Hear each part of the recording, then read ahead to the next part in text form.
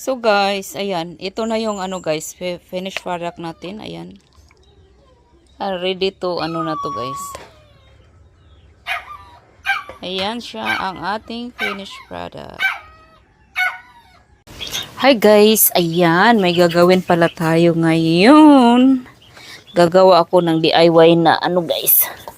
Pang ano ng plato, sabon sa plato. Ayan.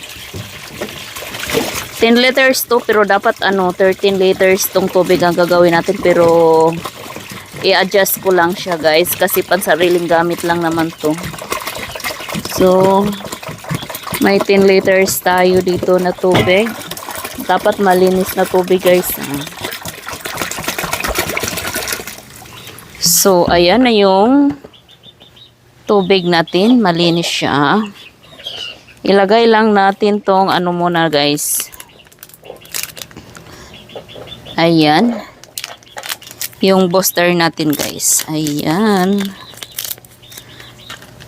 Dapat haluin na siya mabuti guys ha. Ayan.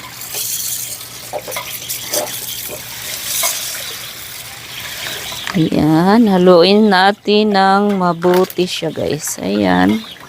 Haluin mo lang siya ng haluin hanggang ma-dissolve siya. So, ganun lang siya kasimple guys. Maganda to guys kasi nakakaano tayo, makatipid tayo dito, nakakatipid tayo dito. Kaysa bibili tayo ng patingi-tingi.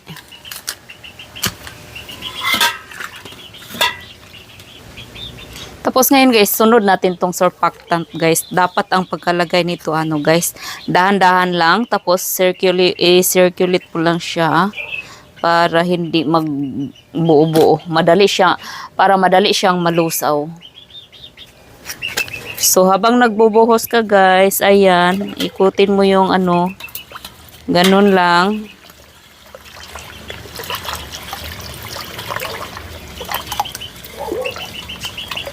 Ikuti, dapat haluin mo siya ng haluin para maganda yung resulta niya guys. Ayan.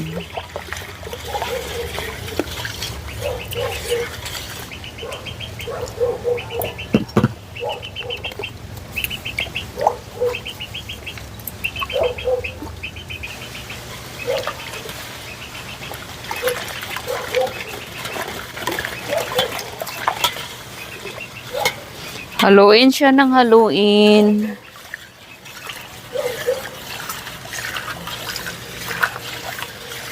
Hanggang ma-dissolve siya guys. Hindi para, ano, hindi siya magbuhol-buhol.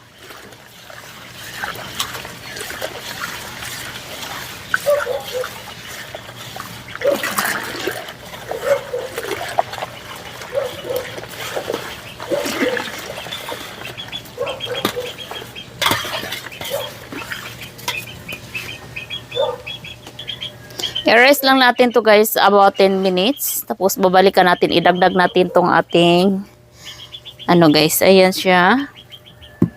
Tapos pang last na tong thickener. Ayan, dagdag. I-rest muna natin to guys. So ayan guys. Idagdag na natin tong ating ano guys. Ayan. Ating premix na lemon. Fresh lemon guys. Ayan.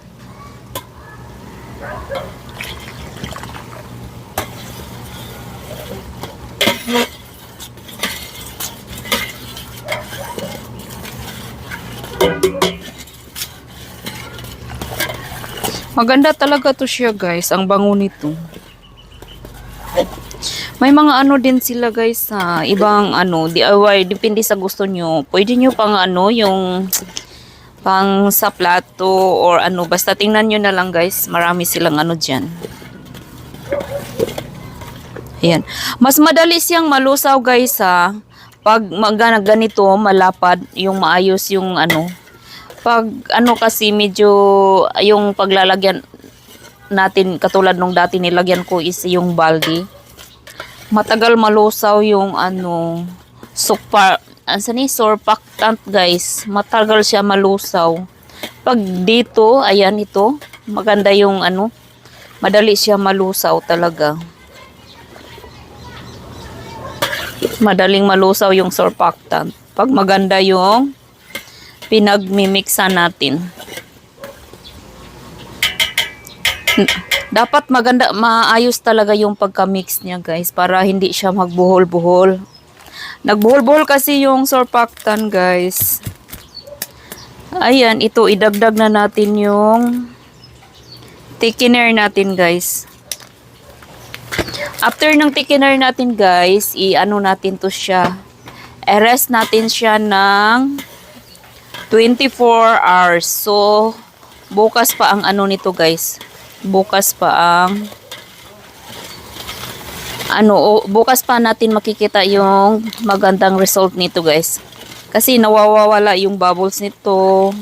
As in, ready to use na siya. After 24 hours. So, ayan lang. Makakatipid ka talaga dito guys. Ayan, sa mga interesado dyan. Ayan siya. Ganito na siya, oh. Pag nalagay na natin yung thickener. I-rest na lang natin. Haluin natin to ng mabuti. Tapos, after